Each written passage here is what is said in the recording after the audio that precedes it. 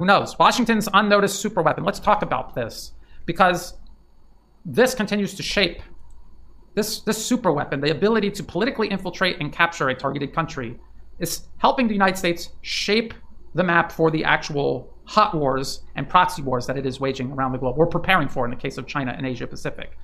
This is how they are preparing the battlefield ahead of these wars. And so this is very important to understand and keep an eye on and expose and raise attention regarding. The more people that understand this, the less it works. If people understand that these protests are engineered by every single protest in human history is being organized, directed, and funded by someone.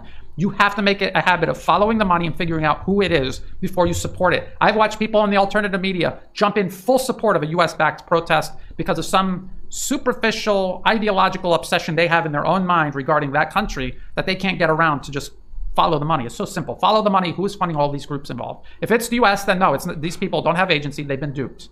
Doesn't mean that they're bad people. It just means they've been duped. Everyone is susceptible to being duped. You don't want to admit it, but you are. I am. I literally joined the US military out of high school. I voted for George Bush Jr. The first and only time I voted in a presidential election, I voted for George Bush Jr.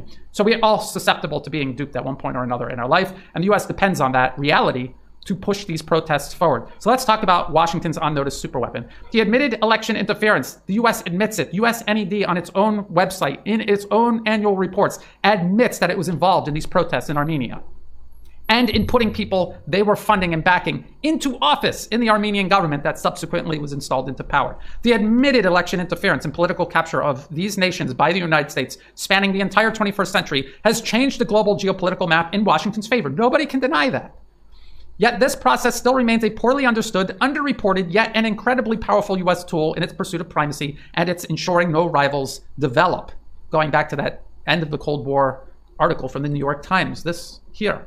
Nations like Russia and China are clearly aware of this US method of infiltrating and capturing the political, educational, cultural, informational space of targeted nations along their respective peripheries and beyond, leading to the subsequent hijacking and transformation of these nations' military and economic power from serving self-preservation to serving as self-destructive proxies aimed at both nations. In other words, Russia and China knows the US is doing this. We know they know they're doing it. Both nations, through government and media programs, have published reports and documentaries detailing the process, but often long after US success. So we have this from the Chinese government, Ministry of Foreign Affairs, People's Republic of China, the National Endowment for Democracy, what it is and what it does, 2024.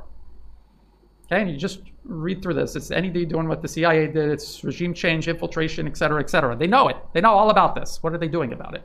Well, we know they're protecting themselves from it. What are they doing to help potential partners from this? What are they doing to short circuit US control over global information space that makes it so easy for the US to do this, even in countries right on the border of Russia or China? Unfortunately, the state media of both nations have repeatedly failed to get ahead of US infiltration and subversion, often with both Russian and Chinese state media simply repeating Western media narratives depicting protests organized by the US as pro-democracy or anti-corruption movements, thus amplifying US information warfare. I've watched RT especially on so many occasions, instead of someone somewhere, just it being their job to follow the money of any protest anywhere, which is very easy to do, by the way. It's not even something that you have to have one dedicated person to do. It could be something inside someone's overall job description.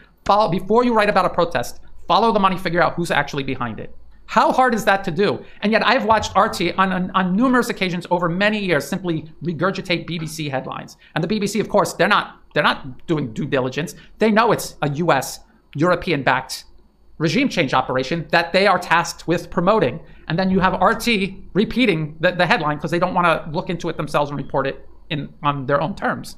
And so what you're doing is you're amplifying US information warfare, which is, you would think RT and other state media outlets in Russia, in China, they were created, you would think, to at least oppose and expose what the US media is doing.